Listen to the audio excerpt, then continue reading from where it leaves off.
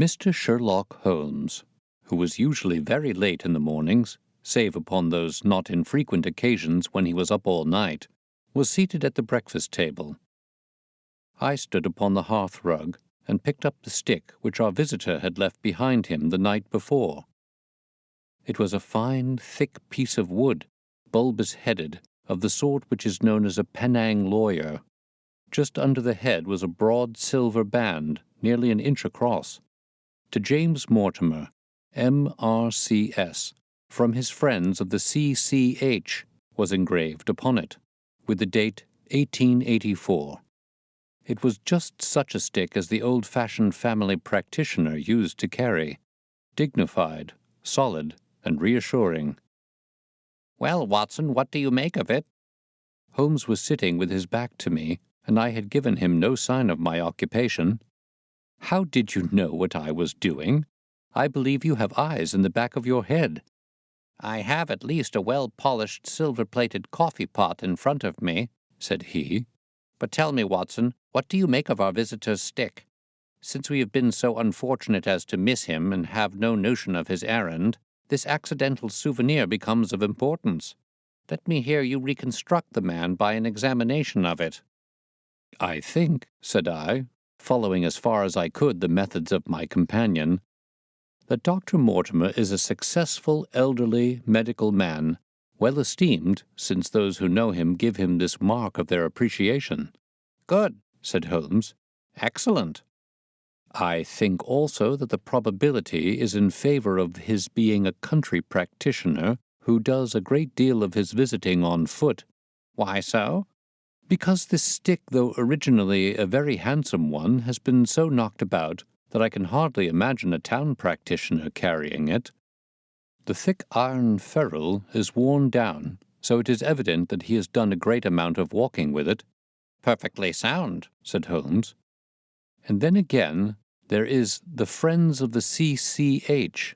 I should guess that to be the something hunt, the local hunt to whose members he has possibly given some surgical assistance, and which has made him a small presentation in return."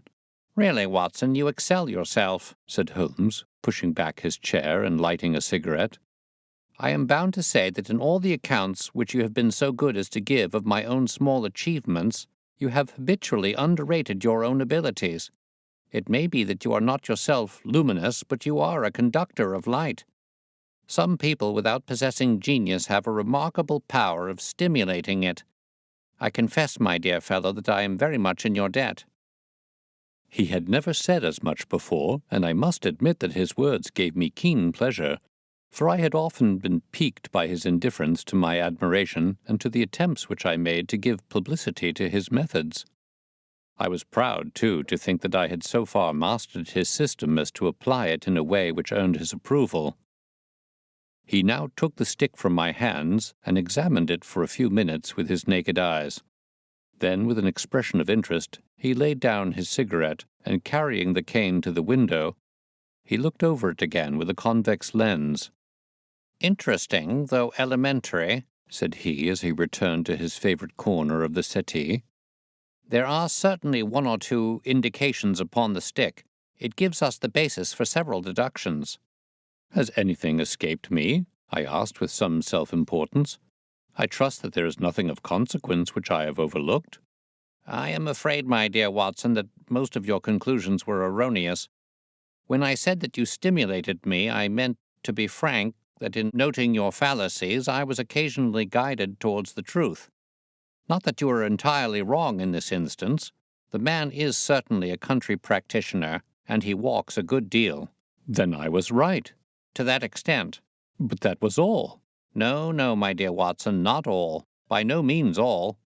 I would suggest, for example, that a presentation to a doctor is more likely to come from a hospital than from a hunt, and that when the initials C.C. are placed before that hospital, the words Charing Cross very naturally suggest themselves." "You may be right." "The probability lies in that direction, and if we take this as a working hypothesis, we have a fresh basis from which to start our construction of this unknown visitor." "Well, then, supposing that C.C.H. does stand for Charing Cross Hospital, What further inferences may we draw? Do none suggest themselves? You know my methods. Apply them. I can only think of the obvious conclusion that the man has practiced in town before going to the country. I think that we might venture a little farther than this. Look at it in this light. On what occasion would it be most probable that such a presentation would be made? When would his friends unite to give him a pledge of their goodwill?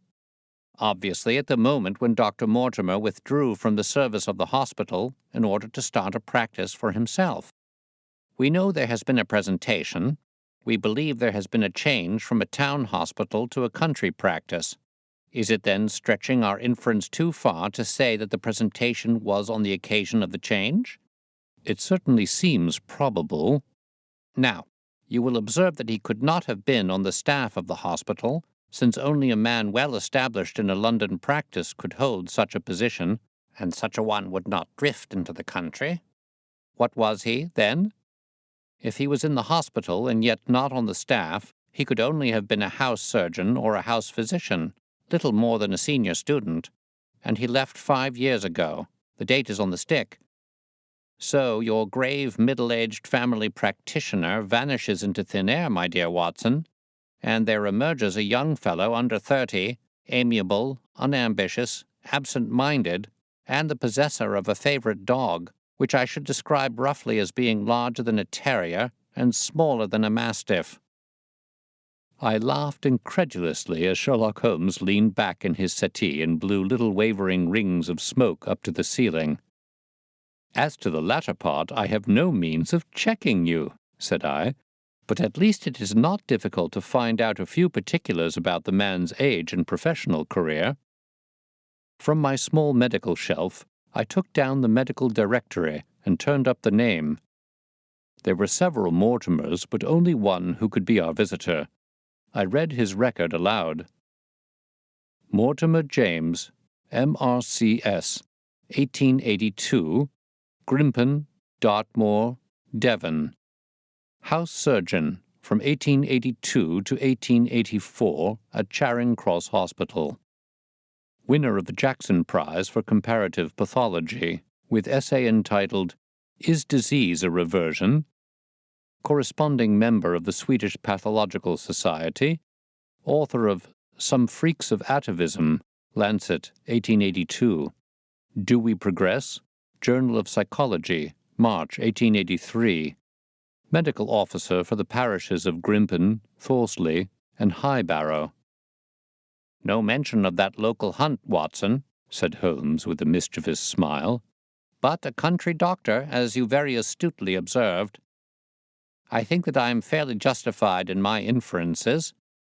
As to the adjectives, I said, if I remember right, amiable, unambitious, and absent-minded. It is my experience that it is only an amiable man in this world who receives testimonials, only an unambitious one who abandons a London career for the country, and only an absent-minded one who leaves his stick and not his visiting card after waiting an hour in your room. And the dog? Has been in the habit of carrying this stick behind his master. Being a heavy stick, the dog has held it tightly by the middle, and the marks of his teeth are very plainly visible. The dog's jaw, as shown in the space between these marks, is too broad, in my opinion, for a terrier, and not broad enough for a mastiff. It may have been— Yes, by Jove, it is a curly-haired spaniel." He had risen and paced the room as he spoke. Now he halted in the recess of the window. There was such a ring of conviction in his voice that I glanced up in surprise. "My dear fellow, how can you possibly be so sure of that?" "For the very simple reason that I see the dog himself on our very doorstep, and there's the ring of its owner. Don't move, I beg you, Watson. He is a professional brother of yours, and your presence may be of assistance to me. Now is the dramatic moment of fate, Watson, when you hear a step upon the stair which is walking into your life, and you know not whether for good or ill. What does Dr. James Mortimer, the man of science, ask of Sherlock Holmes, the specialist in crime? Come in." The appearance of our visitor was a surprise to me, since I had expected a typical country practitioner. He was a very tall, thin man, with a long nose like a beak, which jutted out between two keen grey eyes, set closely together and sparkling brightly from behind a pair of gold-rimmed glasses. He was clad in a professional but rather slovenly fashion, for his frock coat was dingy and his trousers frayed. Though young, his long back was already bowed, and he walked with a forward thrust of his head and a general air of peering benevolence. As he entered, his eyes fell upon the stick in Holmes's hand, and he ran towards it with an exclamation of joy. "I'm so very glad," said he. "I was not so sure whether I had left it here or in the shipping office. I would not lose that stick for the world." "A presentation, I see," said Holmes. "Yes, sir." "From Charing Cross Hospital?" "From one or two friends there on the occasion of my marriage." "Dear, dear, that's bad," said Holmes, shaking his head. Dr. Mortimer blinked through his glasses in mild astonishment. "Why was it bad?" "Only that you have disarranged our little deductions. Your marriage, you say?" "Yes, sir, I married, and so left the hospital, and with it all hopes of a consulting practice. It was necessary to make a home of my own."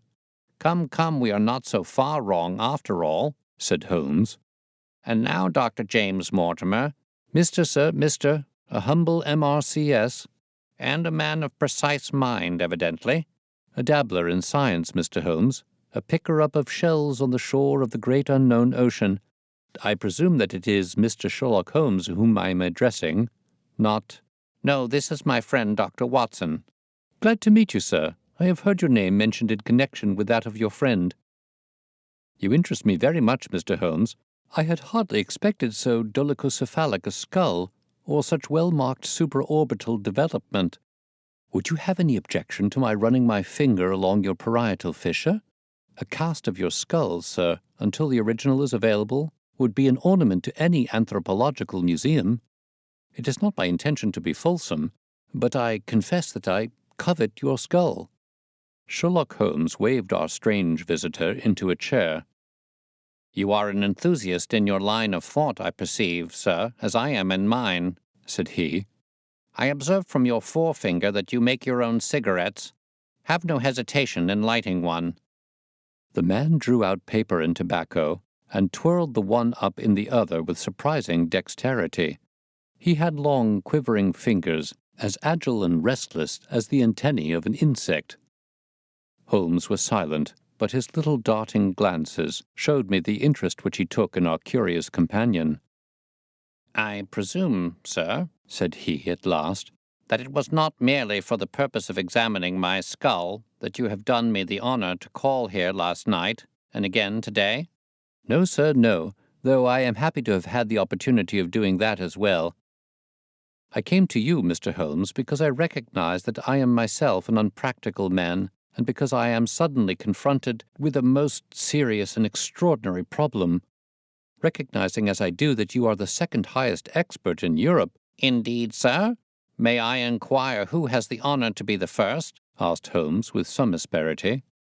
"To the man of precisely scientific mind. The work of Monsieur Bertillon must always appeal strongly." "Then had you not better consult him?" "I said, sir, to the precisely scientific mind. But as a practical man of affairs it is acknowledged that you stand alone. I trust, sir, that I have not inadvertently—" "Just a little," said Holmes. "I think, Dr. Mortimer, you would do wisely if, without more ado, you would kindly tell me plainly what the exact nature of the problem is in which you demand my assistance."